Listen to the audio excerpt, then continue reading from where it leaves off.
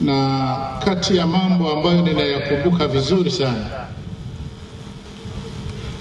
hayati Dr. John Pombe Joseph Magufuli, kati ya vitu alivyokuwa ananisisitiza sana, na Watanzania kwa ujumla mnakumbuka,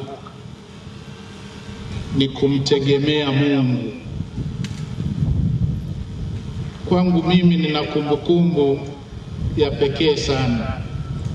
Wakati fulani mgongo ulikuwa unanisumbua, nilipomweleza zawadi aliyonipatia, sijui Mama Janet kama unafahamu, alinipatia kitabu cha mawaridi.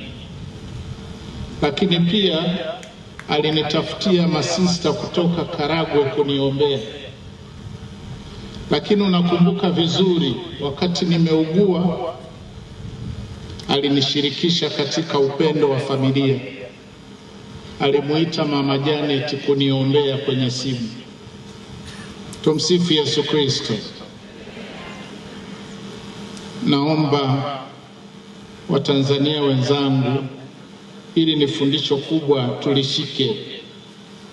Asijifanye mtu ni mjanja. Kumtegemea Mungu ni maarifa makubwa sana.